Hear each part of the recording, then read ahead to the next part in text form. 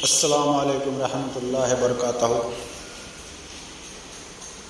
آج میں نے ایک بات پہ غور و فکر کیا ہوں کہ اسلام کے اندر یہ سات کا مطلب کیا ہے، یہ سات کا کیا چکر ہے۔ جیسا کہ سات آسمان، سات زمین، جنت کے دروازے سات، دوزخ کے دروازے سات، اور قرآن کے منزل بھی ہے سات۔ سورہ فاتحہ کے آیت سات، کلمے میں جو لفظ ہے وہ بھی سات۔ یہ سات کا چکر کیا ہے؟ انسان کے اندر نفس بھی ہے سات، اور اللہ تعالیٰ نے انسان کو اپنے سات صفتوں سے نوازا، یعنی کہ انسان کے نفس بھی سات ہے۔ تو یہ سات کا چکر کیا ہے؟ تو جیسا کہ حدیث ہے کہ پورے قرآن شریف کا مغز سورہ فاتحہ ہے۔ جس نے سورہ فاتحہ کو سمجھا اس کو قرآن پڑھنے کی ضرورت نہیں ہے۔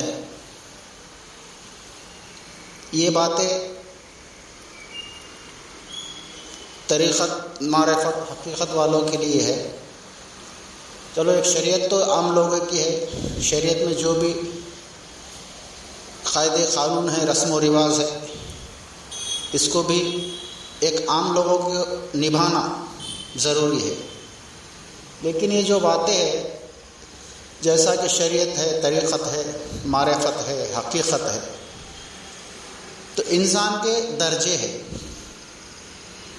جیسا کہ اللہ تعالیٰ قرآن شریف میں کچھ خود فرماتا ہے کہ میں نے انسانوں کو ان کے عمل اور ان کے سمجھ کے حساب سے درجے بلند کیے۔ تو حضور صلی اللہ علیہ وسلم کے پاس جو بھی انسان علم حاصل کرنے کے لیے جاتا تھا،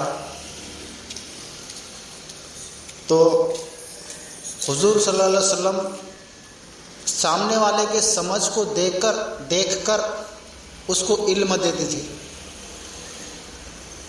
اب سامنے والے کی سمجھ کا مطلب، سامنے والے کو جو چیز کی خواہش ہے تو انسان اسی کا علم اس کو دے گا۔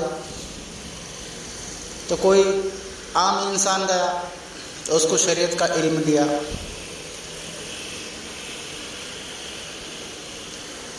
کوئی خاص انسان گیا اس کو معرفت کا علم، اپنا طریقت کا علم دیا،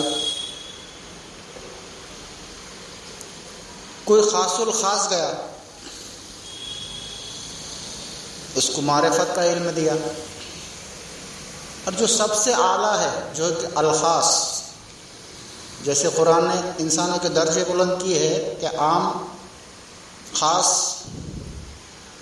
خاص الخاص اور الخاص، یعنی کہ جو سب سے اعلیٰ انسان ہے، جس کی بہت زیادہ سمجھ ہے، اس کو حقیقت کا علم دیا۔ یہ سب علم قرآن کے اندر ہی ہے، لیکن کچھ علم صاف سیدھے لفظوں میں نہیں بتایا گیا، کچھ اشارے ہیں۔ ان اشاروں کو سمجھنا ہمارا فرض ہے، کیونکہ اللہ تعالیٰ نے قرآن میں خود فرمایا کہ قرآن کو غور و فکر سے ٹھہر ٹھہر کر پڑھو۔ کیا وجہ ہے؟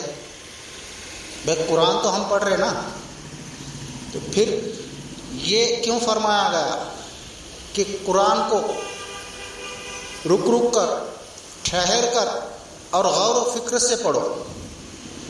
تو غور و فکر سے پڑھنے کا مطلب کیا ہے کہ قرآن کے اندر کچھ ایسے اشارے ہیں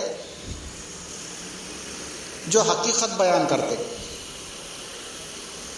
جیسا کہ قرآن ایک دودھ ہے، اب دودھ کے اندر سے اگر اپنے کو گھی نکالنے کا تو بہت جد و جہد کرنے کی ضرورت ہے۔ تو اسی طرح قرآن کے اندر ہر چیز کا علم ہے، لیکن اس پر غور و فکر کرنا بہت ضروری ہے۔ اب جیسا کہ حدیث ہے کہ بھائی پورے قرآن کا مغز سورہ فاتحہ ہے۔ اب قرآن کے اندر دیکھا جائے تو 7 منزلیں ہیں۔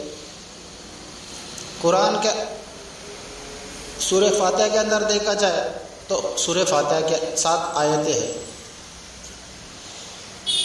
تو جس نے سورہ فاتحہ کو سمجھا اس کو قرآن پڑھنے کی ضرورت نہیں۔ اس کے بعد کلمے کے الفاظ بھی 7 ہیں، لا الہ الا اللہ، محمد رسول اللہ۔ تو ایسے کلمے کے بھی 7 لفظ ہیں۔ تو جس نے کلمے کے لا کو سمجھا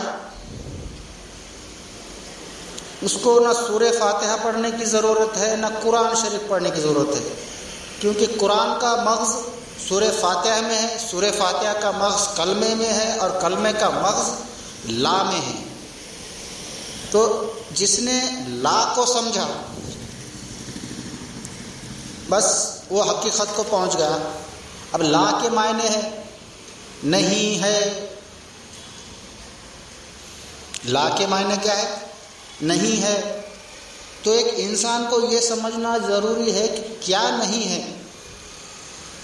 جیسا کلمہ لا الہ الا اللہ، لا کے معنی نہیں ہے، الا اللہ اللہ ہے۔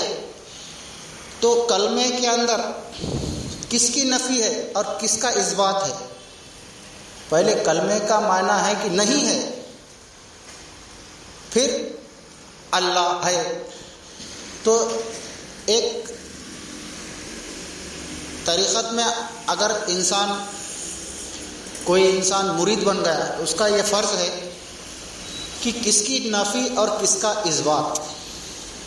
یہی ہے کلمے کا اصل مقصد۔ نہیں ہے تو کیا نہیں ہے، اللہ ہے تو کہاں ہے۔ یہ ہر مرید کو اپنے پیر سے سوال کرنا ضروری ہے، اور پیر پر فرض ہے کہ لا نفی اور اس بات کو سمجھائے۔ تو میرے کچھ یہ باتیں تھی جو کہ عام لوگوں کے سمجھ سے باہر ہے، اور میں یہ ویڈیو ان لوگوں کے واسطے نہیں بناتا جو عام لوگ ہیں، میں یہ ویڈیو خاص لوگوں کے واسطے بناتا جو کہ اگر سمجھ کر حقیقت کو حاصل کر لیے تو ٹھیک ہے۔ تو مرید بننے کا خاص مقصد یہی ہے کہ کلمے کو سمجھنا، کلمے میں کس کی نفی ہے اور کس کا اثبات ہے۔ جیسا کہ قرآن کریم میں اللہ تعالیٰ فرماتا ہے کہ من کل علیہ فانی، اللہ باقی سب فنا۔ تو اگر کلمے کو انسان سمجھ گیا، لا الا اللہ نہیں ہے اللہ ہے، تو کیا نہیں ہے اور کیا اللہ ہے، اگر یہ 2 لفظوں کو ایک مرید ایک پیر سمجھ گیا تو اس کو باقی کچھ بھی سمجھنے کی ضرورت نہیں۔ اسی لیے کئی بزرگان دین نے فرمایا، غوث اعظم دستگیر نے فرمایا کہ جس نے ارادہ کیا بعد وصل کے عبادت کا، اس نے شرک اور کفر کیا۔ یعنی کہ جب ایک انسان کو اللہ کا پتہ چل جائے گا، اللہ کا پتہ اس کو اگر چل گیا، اس نے جان لیا ہے کہ اللہ کیا ہے، کیسا ہے، تو اس کو عبادت کرنے کی ضرورت نہیں۔ اس لیے کہ عبادت کس لیے ہے؟ اللہ کی یاد کے لیے، اور یاد اس کو کیا جاتا ہے جو دور ہے۔ تمہارے سے ذکر اس کا ہی ہوتا نا کہ بھائی جو دور چیز ہے آدمی اس کا ذکر کرتا، اور جو چیز آپ کے نزدیک ہے، آپ کے پاس میں ہے، اس کا ذکر کرنے کی کیا ضرورت ہے۔ تو جس دن تو یہ بہت آگے کی باتیں ہیں، سمجھنا ضروری بھی ہے، ایسا نہیں کہ یہ اپنے بس کی بات نہیں ہے، یہ بہت آگے کی بات ہے، بہت اعلیٰ لوگوں کی بات ہے۔ تو انسان کسی سے بھی کم نہیں، اگر تم چاہو تو سب کچھ تمہارے ہی اندر ہے، اور اس کو ڈھونڈنا ایک مرید کا فرض ہے۔ السلام علیکم رحمۃ اللہ وبرکاتہ۔ آج اتنا ہی۔ اگر یہ ویڈیو آپ کو اچھا لگے، ٹھیک لگے، کچھ باتیں اگر تمہارے سمجھ میں آ گئی ہوں گی تو اس ویڈیو کو سبسکرائب کرے، لائک کرے، شیئر کرے، تاکہ کچھ دوسرے لوگوں کو بات پتہ چلے۔ اگر اس ویڈیو کو 100 انسان سنیں گے، کم سے کم 2 تو سمجھ جائیں گے، پھر 100 سنیں گے، اس میں 2 سمجھ جائیں گے۔ یہ ضروری نہیں کہ سب کے سمجھ میں آ جائے۔ تو میرا یہی کہنا ہے، اگر آپ کو اچھا لگے، ٹھیک لگے تو اچھی بات ہے، اور میں اس کے بعد دوسرا بھی ویڈیو بناؤں گا جس میں راز و نیاز کی باتیں کا میں کھل کے آپ کو تفسیر بتانے کی کوشش کروں گا۔ اگر آپ کو چاہت ہے، آپ کی خواہش ہے، تمنا ہے کچھ حاصل کرنے کی، تو اس ویڈیو کو سبسکرائب کرے تاکہ اگلا ویڈیو آپ کو پتہ چلے۔ بس آگے آپ کی مرضی، سمجھنا نہیں سمجھنا یہ آپ کی مرضی۔ السلام علیکم رحمۃ اللہ وبرکاتہ۔